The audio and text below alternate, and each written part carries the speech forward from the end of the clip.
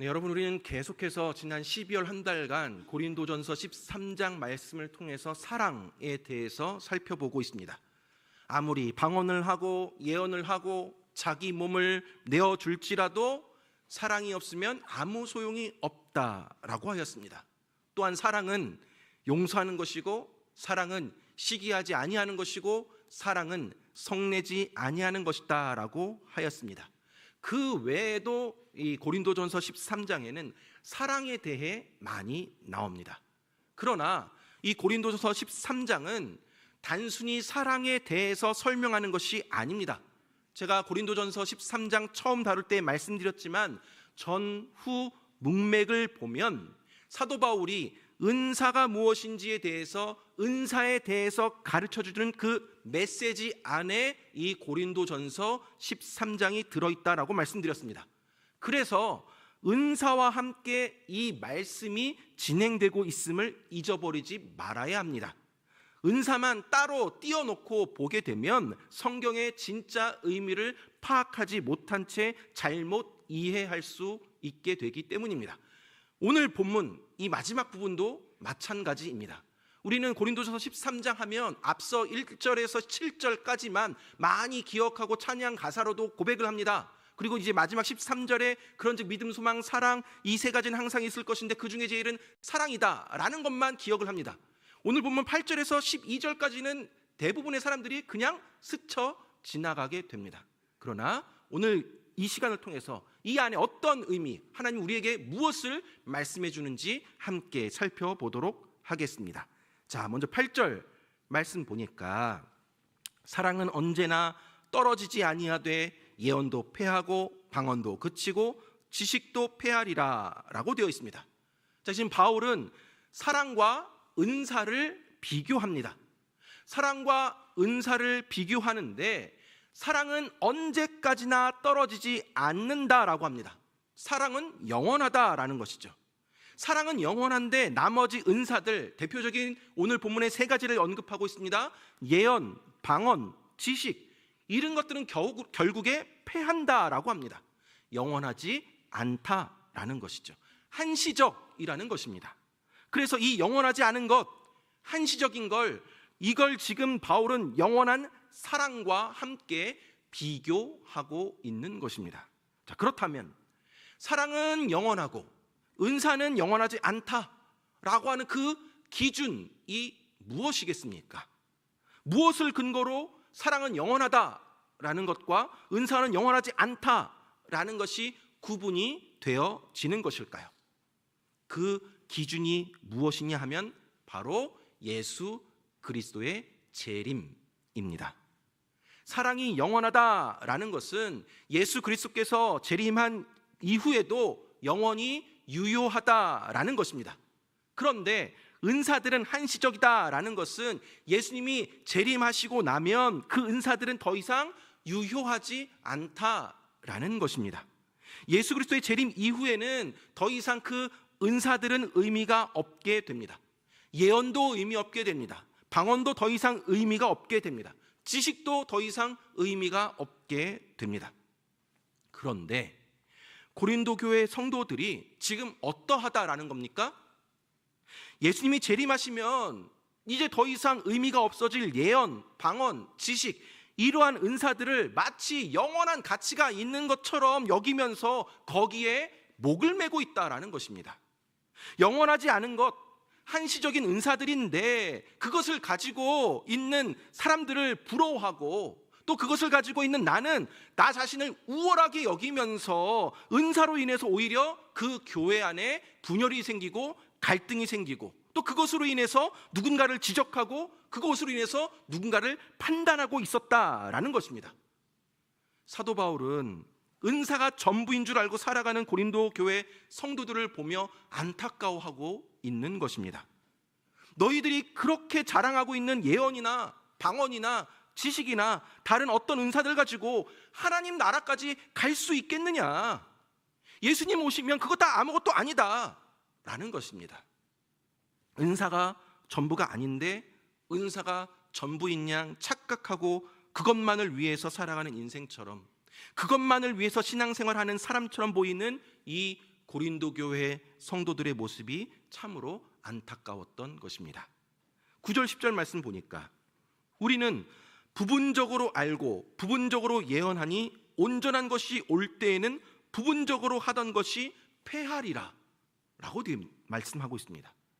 바울은 은사가 한시적이다라는 것, 은사가 영원하지 않다라는 부분을 온전한 것이 올 때에는 부분적으로 하던 것이 패할 것이다 라고 이야기를 합니다.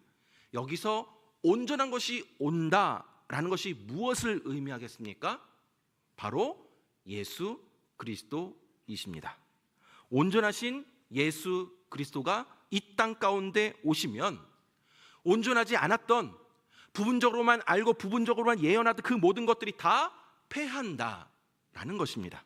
아무리 훌륭한 은사라고 자랑하고 드러내도 그것은 주님이 알려주신 만큼만 아는 것입니다. 그래서 알게 된 만큼만 예언하는 것입니다. 예언의 은사도 하나님이 알려주신 만큼만 알고 알려주신 만큼만 전하는 밖에 안 되는 것입니다. 그러니 예수 그리스도, 온전하신 예수 그리스도가 다시 이 땅 가운데 올 때에는 이제 부분적으로 알던 그 모든 것들이 다 의미가 없어지게 되는 것입니다.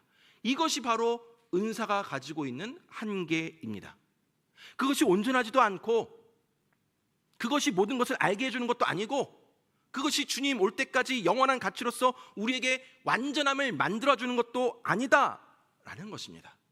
이것을 쉽게 이야기해서 풀어보면, 여러분, 옛날에는 이 전기가 들어오기 전에는 우리가 촛불을 밤중에 켜고 살았습니다. 요즘도 뭐 정전이 되면 촛불을 켜게 됩니다. 그런데 여러분, 촛불이 아무리 어둠을 환하게 밝혀줘도 해가 뜨면 더 이상 그 초는 의미가 없게 되는 것입니다. 날이 밝아서 해가 떴는데도 불구하고 촛불 켜놓고 야 감사하다, 촛불 정말 밝다, 정말 다행이다 라고 하는 것은 어리석은 행동입니다. 촛불은 해가 뜰 때까지만 필요한 것입니다. 은사가 바로 촛불과 같은 것입니다. 해가 뜰 때까지만 유용하던 은사가 바로 고린도 교회 성도들이 목을 메고 있었던 그 은사인 것입니다. 그걸 바울이 지금 계속 짚어주고 있는 것입니다. 11절 말씀 보니까 내가 어렸을 때에는 말하는 것이 어린아이와 같고 깨닫는 것이 어린아이와 같고 생각하는 것이 어린아이와 같다가 장성한 사람이 되어서는 어린아이의 일을 버렸노라 라고 하고 있습니다. 여기서 내가 어렸을 때라는 것은 어느 때를 말하겠습니까? 예수 그리스도께서 재림하시기 이전의 상황을 의미합니다.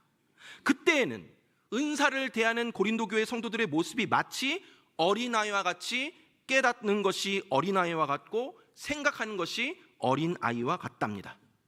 은사가 가지고 있는 한계를 말하는 것이고 그 은사를 대하는 고린도 교회 성도들의 모습을 말하고 있는 것입니다.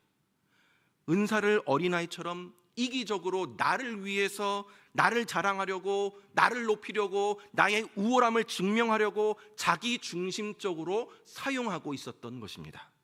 그런데 장성한 사람이 되어서는 어린아이의 일을 버립니다. 은사가 더 이상 예수 그리스도께서 오신 이후에는 의미가 없게 되는 것입니다.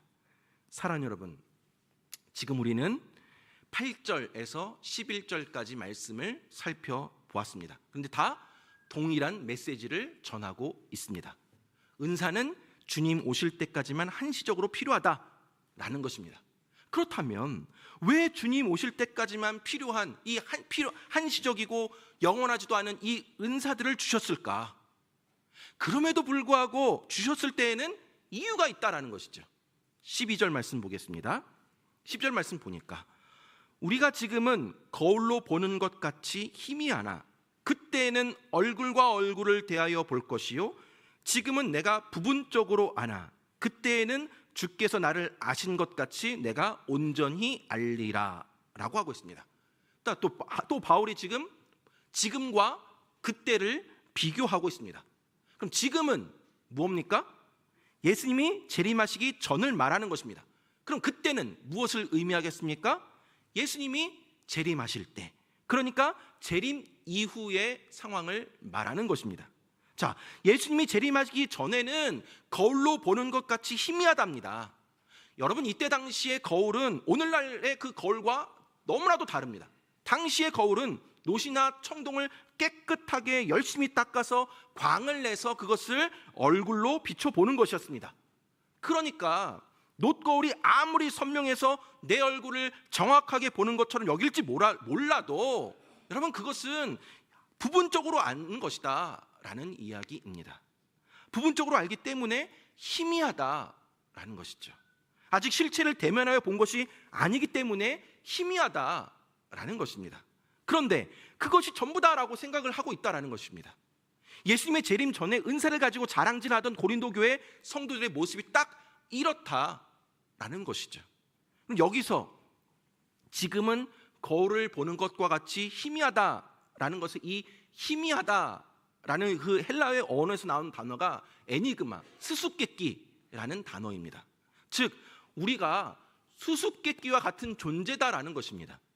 여러분, 우리를 아무리 들여다봐도 희미합니다. 불투명합니다. 잘 보이지 않습니다. 나도 나를 잘 모릅니다. 왜 그럴까요? 죄로 인해서 가리워져 있기 때문입니다. 그러나 그때는 어떻답니까? 얼굴과 얼굴을 맞대어 본다라고 합니다. 거울로 보는 것이 아니라 얼굴과 얼굴을 맞대어 보는 것입니다. 온전히 알게 되는 것입니다. 실체이신 예수님께서 재림하시면 그때에는 부분적으로 아는 것이 아니라 온전히 다 알게 된다라는 것입니다. 그러니 부분적으로 알고 부분적으로 행하던 그 은사는 더 이상 의미가 없다라는 것이죠. 그래서 그것을 12절 하반절에 정확하게 밝히고 있습니다. 그때에는 주께서 나를 아신 것 같이 내가 온전히 알리라 라고 하고 있습니다. 사랑하는 여러분, 하나님이 나를 아시는데 어느 정도까지 아신다라고 성경에 나와 있습니까? 머리털까지 다 아신답니다. 나도 내 머리털이 지금 몇 가닥인지 아무리 대머리라 하더라도 그 가닥을 셀 수가 없습니다. 나도 내 머리털이 몇 가닥인지 알 수 없을 정도인데 하나님께서는 그 대머리든 머리숱이 많은 사람이든 그 모든 한 가닥 한 가닥까지 다 아신다라는 것이죠. 우리는 자기 자신에 대해서 다 아는 것 같지만 사실 자기 자신을 다 모릅니다. 그런데 우리 하나님은 우리를 정말로 다 알고 계십니다. 그렇게 주님이 나를 아신 것 같이 우리도 알게 된다라고 합니다. 언제요? 주님이 다시 오실 때랍니다. 그때에는 왜 우리에게 은사를 주셨는지 명확하게 알고, 또 주님의 마음도 알고, 하나님이 이 세상을 왜 창조하셨으며 우리에게 왜 이렇게 정말 말도 안 되는 굴곡진 인생을 허락해 주셨으며 또 천국에 가면 여러분 그때는 그 모든 것들을 다 알게 되고 다 풀린다라는 것입니다. 궁금했던 모든 것들이, 이해 안 됐던 모든 것들이 그때 그 나라 가게 되면 다 알게 된다는 것이죠. 왜 하나님께서는 그때 그렇게 하셨는가? 왜 그런 일이 발생했는가? 그래서 그 모든 억울함이 풀리고 모든 슬픔이 다 씻겨나가고 모든 아픔이 다 사라지는 그때가 바로 예수님이 이 땅 가운데 다시 오실 때라는 것입니다. 이것이 언제 가능합니까? 앞서 10절에서 말씀드린 것 같이 온전한 것이 오는 그때, 10절 말씀, 온전한 것이 올 때는 부분적으로 하던 것이 폐하리라라고 하고 있습니다. 온전한 것이 올 때 정말 하나님과 내가 얼굴과 얼굴을 맞대어 보게 될 것이고 하나님이 있는 모습 그대로, 나의 모습 그대로 하나님이 받아들여 주신다. 그게 언제라고요? 우리 주님 다시 오실 때입니다. 그래서 이 말이 드디어 이제 가장 오해하기 쉬운 성경 구절을 풀리게 된 열쇠가 됩니다. 13절 말씀 같이 한번 읽어볼까요? 13절입니다. 시작.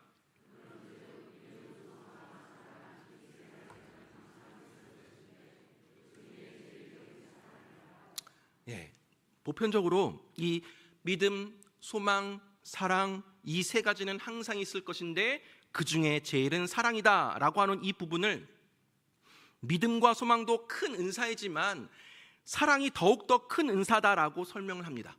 이것을 상하 구조로 생각해서 믿음, 소망, 사랑 이것을 순위를 정해서 사랑이 1등이고 소망이 2등이고 믿음이 3등 이렇게 등수 매기는 것으로 생각을 합니다. 그런데 그러한 의미가 아니다라는 것이죠. 믿음, 소망보다 사랑이 1등이다 그런 뜻이 아닙니다. 그래서 본문을 문맥상으로 이해하는 필요성이 있는 것입니다. 이것은 여러분 상하 구조가 아니라 여러분 수평 구조입니다. 하나님이 정하신 시기, 정하신 때까지 믿음도 소망도 사랑도 계속 갑니다.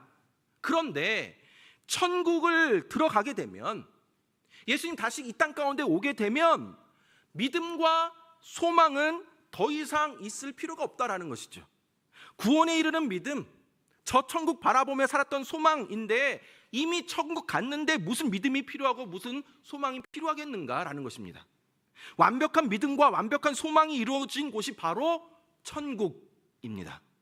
그런데 천국에서도 계속해서 이루어지는 것이 있는데 그것이 바로 사랑이라는 것입니다. 천국은 사랑의 장소입니다. 천국에서도 끝까지 지속되는 것이 바로 이 사랑입니다. 그런 의미에서 제일은 사랑이다 라고 하고 있는 것입니다. 끝까지 가는 것, 영원한 것, 그것이 바로 사랑이라는 뜻입니다. 그래서 사랑은 영원하다라고 하고 있는 것입니다. 말씀을 맺도록 하겠습니다. 사랑하는 여러분, 하나님께서 왜 우리에게 은사를 주셨을까요? 한시적이고 영원하지도 않은 이 은사를 왜 주셨을까요?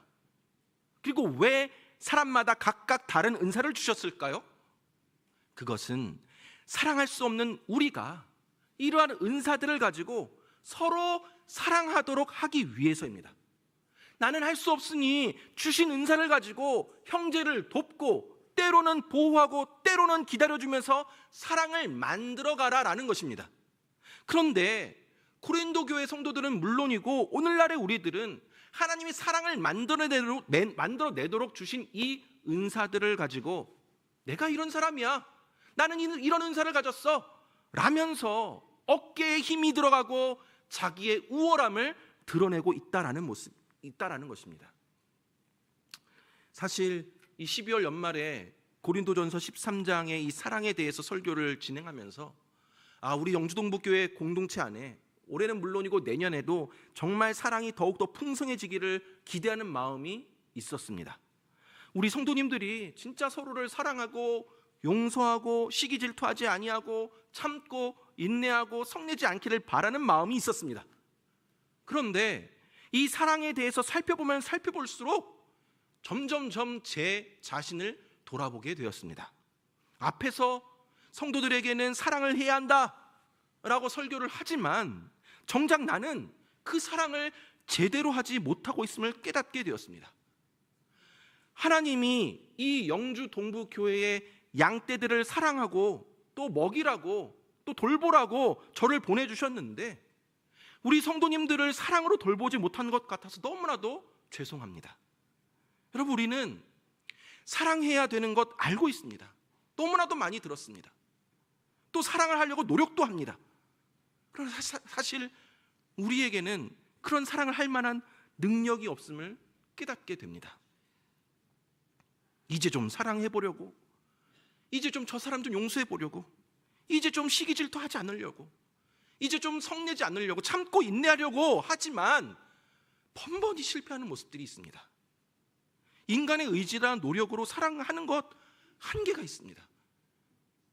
여러분, 그럼 그렇다면 나는 안 돼, 난 그냥 이대로 살래, 사랑 그건 그냥 성인 군자만 하는 것이야 라고 포기해야겠습니까? 여러분, 그렇지 않습니다. 그럼 우리는 어떻게 해야 합니까? 오늘도 실패하는데 우리는 어떻게 해야 합니까? 여러분, 우리는 계속해서 십자가의 사랑 앞에 서야 합니다. 나 같은 자를 위해서 예수 그리스도께서 십자가에서 물과 피를 다 흘려주신 그 엄청난 사랑을 내가 받은 존재다라는 사실을 깨달아야 합니다. 내가 얼마나 큰 사랑을 받고 있는 자인지, 나 같은 사람이 어떻게 이런 사랑을 받고 살아가고 있는지, 그 사랑에 내가 먼저 감동이 되면 우리는 그제야 비로소 조금이라도 사랑을 할 수가 있게 되는 것입니다. 여러분, 사랑을 받아본 자만이 사랑을 할 수가 있는 것입니다. 우리가 예수 그리스도의 사랑 앞에 섰을 때 우리의 말하는 것과 깨닫는 것과 생각하는 것이 더 이상 어린아이가 아니라 그리스도의 장성한 분량으로 자라난 영적인 성숙이 이루어지게 되고, 그 성숙 속에서 그 성품이 내 안에 내재화되는 작업들이 일어나게 됩니다. 예수 그리스도의 십자가의 사랑을 자꾸 만나게 되면, 오늘도 만나고 내일도 만나고 그 십자가 앞에 서게 되면 그 안에서 점점점 닮아가고 변화되는 것들, 점점점 예수님 닮아가는 모습들이 우리 안에 생기게 되는 것입니다. 그래서 고린도전서 13장에서 계속 강조하는 것이, 내가 천사의 말을 하고 내가 산을 옮길 만한 능력이 있고 방언도 하고 예언도 하고 은사가 많고 내가 지식도 많고 이런 것 저런 것 가지고 자기의 자기됨을 자꾸 증명하려고 하는데, 그게 중요한 것이 아니라 사랑을 먼저 만나야 된다. 사랑을 먼저 만나는 게 우선이다. 사랑을 만나지 않으면 그 모든 것이 전부 다 아무것도 아니다, 아무 유익이 없다 라고 계속해서 말씀하고 있는 것입니다. 사랑하는 여러분, 우리는 날마다 십자가의 그 사랑 앞에 서야 합니다. 내가 얼마나 많은 사랑을 받고 있는지 그 사랑 앞에 자꾸 서야 합니다. 그러면 그 사랑이 나를 바꾸고 그 사랑이 내 안에 내재화되고 내 품성을 예수님 닮아가는 성숙으로 이루어 가게 되는 일들이 생기게 되는 것입니다. 때로는 이것 때문에 실망하고 저것 때문에 좌절하고 이제 더 이상 소망도 없고 예배할 감격도 사라지고 교회 생활에 대한 어떤 기대감도 다 사라져버리고 아무것도 기대하지 못하는 상황에 있을 때가 있지만, 하나님께서는 그런 나를, 그런 저와 여러분을 홀로 내버려 두지 아니하시고 고단하고 피곤한 내 인생 가운데 찾아오셔서 결코 변하지도 아니하고 없어지도 아닌 영원한 사랑을 우리에게 공급해 주시고 우리에게 남겨주시면서 다시금 우리를 일으켜 세워 주십니다. 다시금 우리에게 소망을 주십니다. 다시금 할 수 있다라고 하십니다. 끝난 게 아니다라고 말씀하고 계십니다. 예수 그리스도의 이 놀라운 십자가의 사랑 앞에 담대하게 당당하게 서시기 바랍니다. 그 사랑 앞에서 계속 그 사랑 앞으로 나아가시기 바랍니다. 미국의 유명한 신학자 조나단 에드워드가 쓴 글을 인용하면서 고린도전서 13장을 마무리하도록 하겠습니다.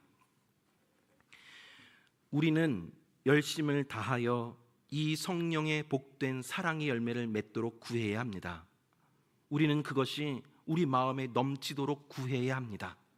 하나님의 사랑이 우리들의 마음에 더욱더 부어지도록 구해야 합니다. 우리들이 진실로 그리스도를 사랑하도록 구하십시다. 그리스도께서 우리를 사랑하신 것 같이 우리들이 서로 사랑하기 위하여 구하십시다. 그러면 우리는 이 세상에서 가장 귀한 보화를 가지게 된 것입니다. 이 사랑을 가지면 그것은 앞으로 오는 하나님 나라를 미리 맛보고 또한 그 나라를 위하여 미리 준비하는 것이 됩니다.